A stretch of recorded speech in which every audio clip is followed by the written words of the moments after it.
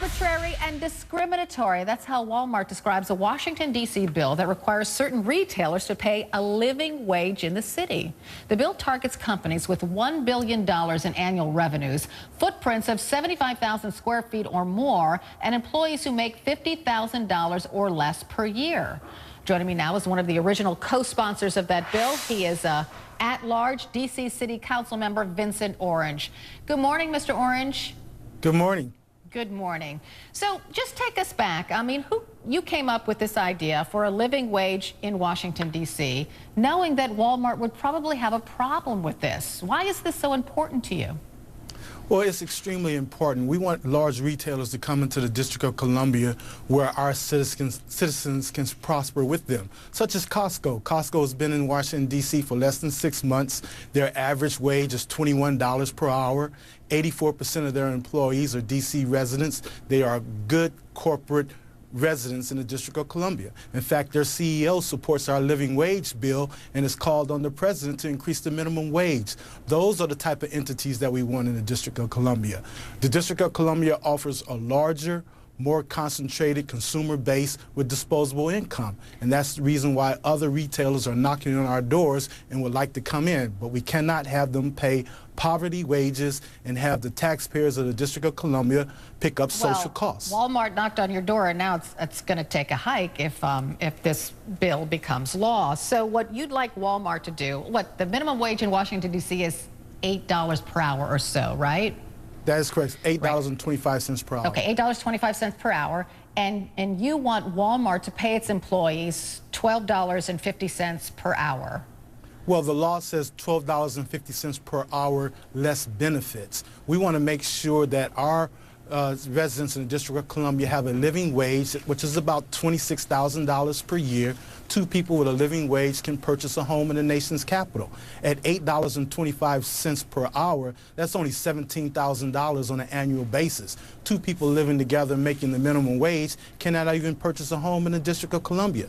Our policy in D.C. is a living wage, affordable housing, access to health care, and a good education, which would allow our residents to prosper. We are living in the good times in the nation's capital. Well, let me just interject what Walmart is saying, because it wants to open these 3 stores in the Washington, D.C. area and create 1,800 jobs. And a Washington Post op-ed, a Walmart regional manager writes, if this bill is passed, the company will cancel as well as delay construction on area stores, saying the bill, quote, would clearly inject unforeseen costs into the equation that would create an uneven playing field and challenge the fiscal health of the planned D.C. stores. In fairness, Walmart held a number of community meetings before it decided to build in these areas. It had the support of the community, and it says it had the support of the D.C. mayor. So why not bring this up then? Why bring it up now once Walmart was planning to actually build in the Washington, D.C. area?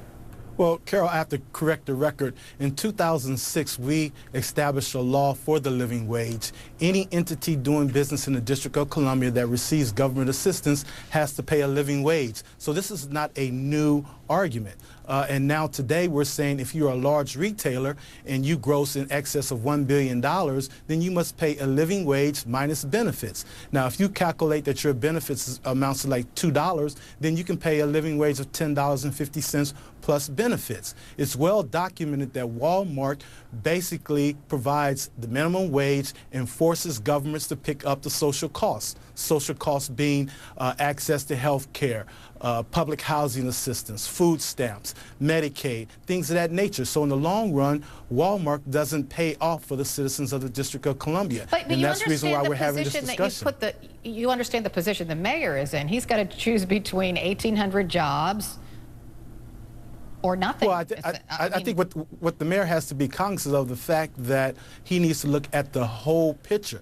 We have invited Costco's into our city. They're doing extremely well. They're paying an average wage in excess of $21. To allow Walmart to come in and pay $8.25. In the long run, that will suppress wages, and that will hurt our economy. Right now, we're coming off of $800 million of surpluses over our last 4 fiscal years. Our chief financial officer has indicated that we will generate another $600 million in surpluses. We have $1.5 billion in our rainy day fund. We don't have to beg retailers to come into town. What we're simply saying is come in town, make a profit, but share some of the prosperity with our residents so they can have a living wage, they can have access to affordable housing and access to health care and a good education. Come on in, Walmart, but don't come in and pay poverty wages. I got to wrap it here, but thank you so much for being with us this morning. Washington, D.C. Councilmember Vincent Orange. Thank you, Councilman Orange. Thank you so much.